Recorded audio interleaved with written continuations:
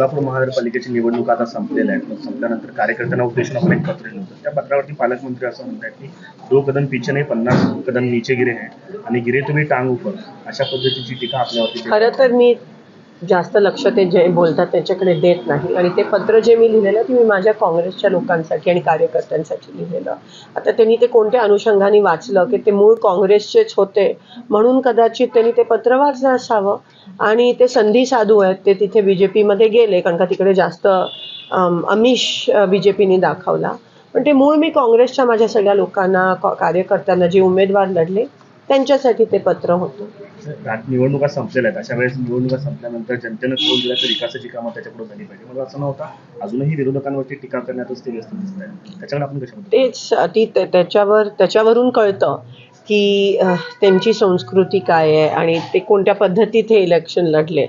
आणि मी एवढीच विनंती करते आणि मी वारंवार करते की सोलापूर हे प्रतिष्ठेचं शहर आहे.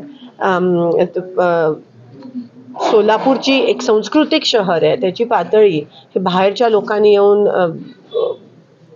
कमी करण्याचा त्यांना काही अधिकार नाही आहे आणि त्यांच्याबद्दल मागे जे जे काही झालेलं ते उघड आहे म्हणून त्याबद्दल मी काय जास्त त्यांनी आपल्यावर आज टीका केलेली आहे. आपण ज्या पद्धतीनं काल त्यांच्यावरती बोललेला होता ते म्हणतायत की मी जे पत्र लिहिलं ते काँग्रेस जनांसाठी लिहिलं होतं आणि जयाभाऊ हे स्वतः पूर्वाश्रमीचे काँग्रेसचे आहेत त्यामुळे त्यांनी ते वाचलेलं असावं.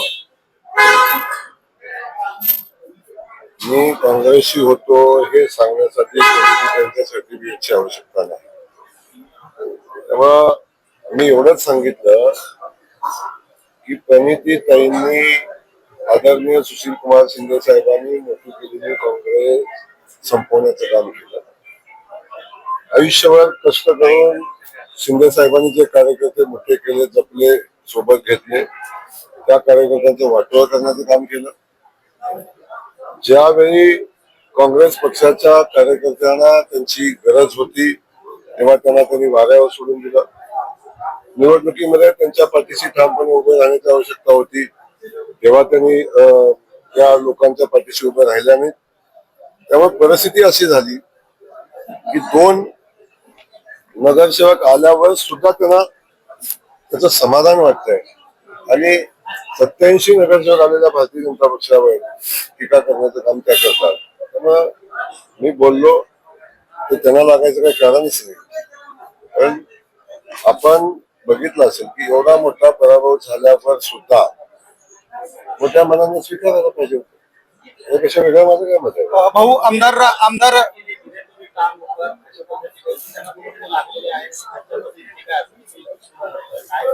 त्यांनी पालकमंत्र्यांनी पैसे वाटले, पालकमंत्री गल्लीबोळातून फिरतोय, पालकमंत्र्यांच्या बद्दल खूप सन्मानाने त्या बोललेल्या आहेत. त्यामुळे माझं वाक्य लागण्यासारखंच आहे. तेव्हा आपण दुसऱ्याचा सन्मान करा, आपलाही सन्मान करतील. भाऊ जयकुमार गोरे जे आहेत ते आम्हाला धमकी देऊ नये. मी राजन पाटलाला घाबरलो नाही, जयकुमार गोरेलाही घाबरणार नाही असं आमदार राजू खरे म्हणतात. कोण आहे मी त्यांना ओळखतो.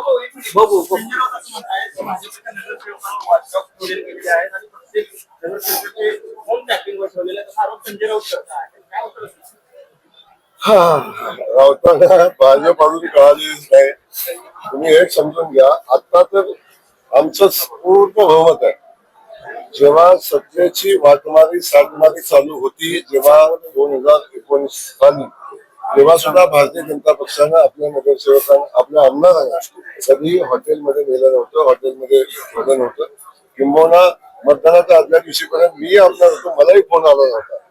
एवढा विश्वास आमच्या भारतीय जनता पक्षाच्या आमदारांच्यावर, कार्यकर्त्यांच्यावर, नगरसेवकांच्यावर भारतीय जनता पक्षाच्या नेतृत्वाचा आहे. ज्यांचं घरात घर गळका आहे त्यांना बाकी सगळ्याच गळकं दिसतं. आवश्यकता आहे त्यांना त्यांची नगरसेवक सांभाळण्याची, आवश्यकता आहे त्यांना त्यांची पक्ष टिकवण्याची, ते त्यांनी करावं. भारतीय जनता पक्षावर बोलण्याची त्यांची लायकी, पात्रता, क्षमता काहीच नाही. तेव्हा त्यांनी आता ते दुकान बंद करावं. आता यांच्या दुकानांना पाक वाट लागली तर शिवसेनेची, उद्धव ठाकरेंची, शरद पवारांची पण वाट लागलेली आहे. तेव्हा त्यांनी किमान आता तरी थांबावं आणि त्या शिवसेना उभाटा सेनेला राष्ट्रवादीला सुखानं जगू द्यावं. भाऊ खासदार असं म्हणतायत की पालकमंत्री हे संधी साधू आहेत आणि त्यांना आमिष दाखवलं गेलं त्यामुळे ते भाजपमध्ये गेले. आपण लोकसभेला कोणाकोणासोबत चर्चा केल्या आणि कुठं कुठं चालला होता याच्या संदर्भात मला चर्चा करायला भाग पाडू नका. मी संधी साधू आहे का काय भारतीय जनता पक्ष चांगला जाणतो. मी ज्या ठिकाणी आहे तिथं चांगलं काम करतो आणि आपण त्याच्या साक्षीदार आहात. मी सांगायची आवश्यकता नाही आणि ताईना माझं सांगणं आहे, ताई जरा आत्मपरीक्षण करा. कसं दुसऱ्याकडे फोटो दाखवतात. बघा आपलं घर कुठं आहे, आपली अवस्था काय, आपल्या पक्षाची अवस्था, आपल्या कार्यकर्त्यांची आवश्यकता. माझं म्हणणं एवढंच आहे की 2 आले तेवढंच मी टिकवा आणि त्यांची काळजी घ्या, माझी काळजी घ्यायची आवश्यकता. उद्या झेडपीचा लास्ट दिवस आहे आणि 68 जागा आहेत. 50 पारचा नारा काय असणार आहे का झेडपीला? झेडपी 68 जागा आहेत. उद्या लास्ट दिवस आहे. जे आगामी झेडपी निवडणुकीत 50 पारचा नारा वगैरे काय असणार आहे का? मी आपल्याला सांगितलेलं आहे की भारतीय जनता पक्षाचं कमळ सोलापूरच्या जिल्हा परिषदेवर फडकवणं हा आमचा नारा आहे. हे आमचं उद्दिष्ट आहे आणि त्या उद्दिष्टाच्या पूर्तीसाठी आम्ही तातडीनं प्रयत्न करतो. भाऊ, सांगोल्यामध्ये युतीबाबत काय?